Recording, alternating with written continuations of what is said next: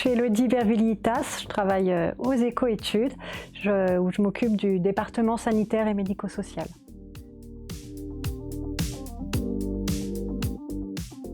Les Éco-Études, c'est la filiale d'études et de conseils du groupe Les Échos Le Parisien.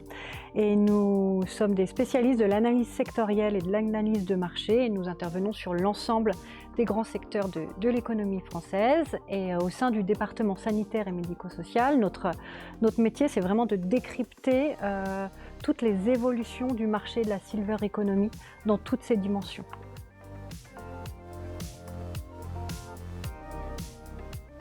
L'objectif de cette étude, c'était de cartographier l'ensemble du secteur des résidences services seniors, d'identifier l'ensemble des enseignes qui composent ce secteur, d'analyser chacune de ces enseignes, ses chiffres clés, sa stratégie, son modèle de développement et puis ses ambitions pour pouvoir avoir une vision complètement d'ensemble du secteur et pouvoir identifier les nouveaux modèles qui émergent et les facteurs clés de réussite qui feront le secteur de demain pour accompagner l'arrivée massive de la génération du baby-boom dans les résidences seniors.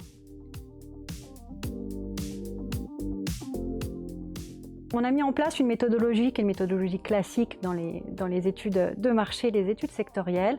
C'est un gros travail déjà de desk où on est allé identifier chacune de ces enseignes. On en a trouvé 58 et on a ensuite récolté toute l'information, donc déjà l'information publique disponible. On a mobilisé pour ça le centre de documentation du groupe Les Échos Le Parisien pour récolter de la data sur chacune de ces enseignes. Et puis ensuite, on est allé confronter nos données, notre analyse du marché, nos prévisions à la réalité du terrain en allant rencontrer les exploitants, les opérateurs du secteur pour partager et leur vision de l'avenir et confronter nos perspectives d'évolution de ce marché au réel, au terrain.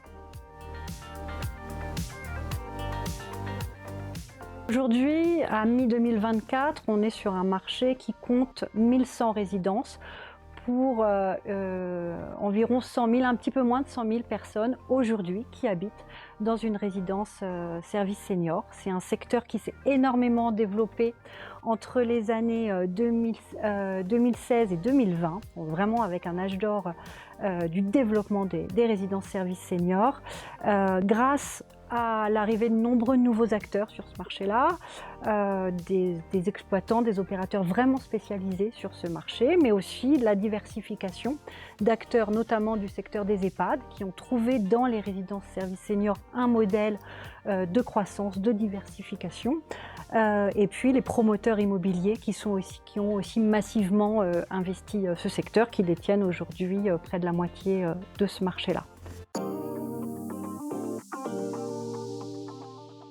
L'année 2023 était vraiment l'année noire du secteur des résidences seniors parce que ça a conjugué une triple crise. Tout d'abord une crise économique avec l'inflation qui a fortement pesé sur les charges des exploitants et notamment en termes d'énergie, alimentaire, de loyer. Donc avec une difficulté aussi de remplissage de ces établissements. Une crise, je dirais une crise de confiance avec l'affaire Orpea qui a un peu éclaboussé l'ensemble du secteur de l'habitat senior et puis aussi un rapport de la DGCCRF en juin 2023 qui a identifié certaines promesses trompeuses de certains établissements.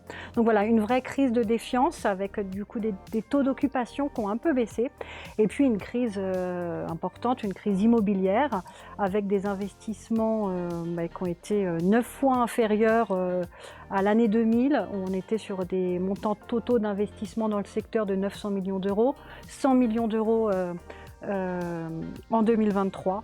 Alors il semblerait que l'année 2024 s'annonce mieux. Les taux d'occupation repartent à la hausse. On a encore un peu un attentisme du côté des investisseurs, mais en tout cas le plus dur de la crise semble être passé. Donc un marché qui a quand même ralenti sa croissance en 2022-2023 et puis avec des grands opérateurs qui ont connu des difficultés. Le groupe Seniorial, troisième acteur du secteur, qui appartient au groupe Pierre et Vacances, qui a été obligé de céder un quart de son offre et puis un grand acteur aussi, le groupe Réside Études, qui est en procédure de sauvegarde à l'heure actuelle.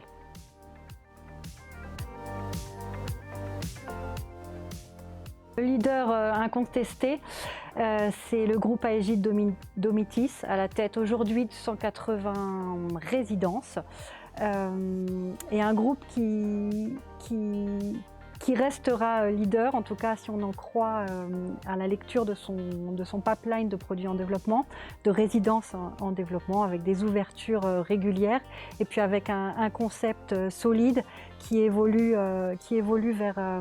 vers plus de médicalisation, pas de médicalisation, mais en tout cas de préservation de la perte d'autonomie des résidents. Donc il devance de loin le numéro 2 du secteur, Jardin d'Arcadie. Numéro 3 et 4, on en a parlé, des acteurs un peu en difficulté, Sienne L'Oréal et Réside Études. Et puis on a un acteur qui monte et qui sera un des gros challengers de demain, c'est le groupe Altarea, qui a créé sa filiale Arias, qui gère à la fois les résidences Les Hespérides, une trentaine d'établissements, et puis une trentaine de résidences Noé, ex-Cogedi, mais qui a là aussi des ambitions très fortes de développement dans les années à venir.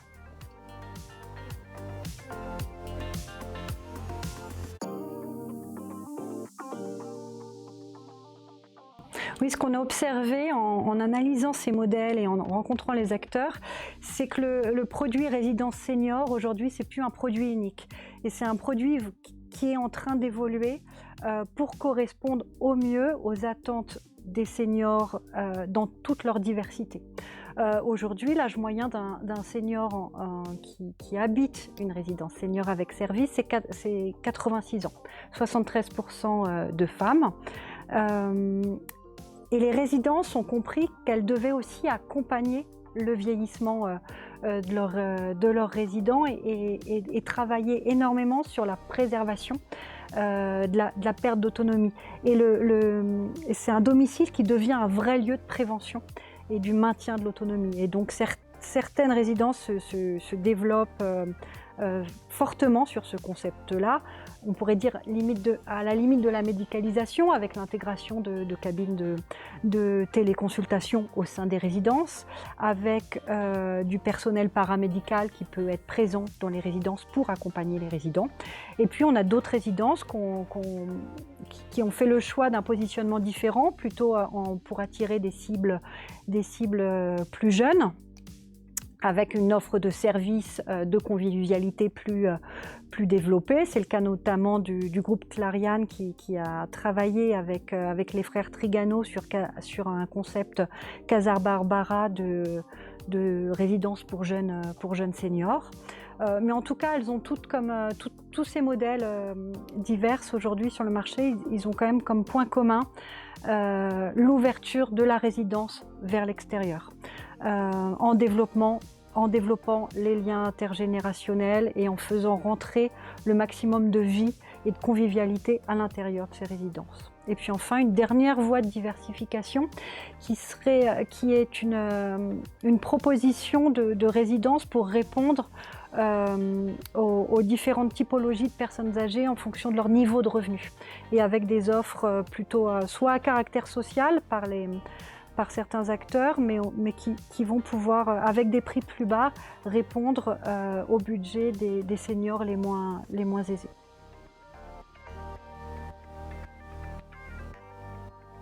Les enjeux clés de demain, ça va être de répondre aux nouveaux besoins de cette génération qui est en train d'arriver, la génération du papy boom, qui va arriver en résidence senior. Alors les résidences s'y préparent, mais c'est des seniors qui vont être plus connectés que la moyenne, plus épris de liberté, mais qu'il va aussi falloir accompagner dans l'évolution, dans la préservation de leur perte d'autonomie.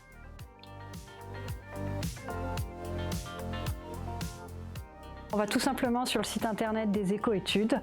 En tapant le mot-clé résidence senior, vous trouverez très vite cette étude, un résumé des extraits de cette étude. Et puis sinon, moi, je reste à la disposition pour répondre aux questions sur cette étude.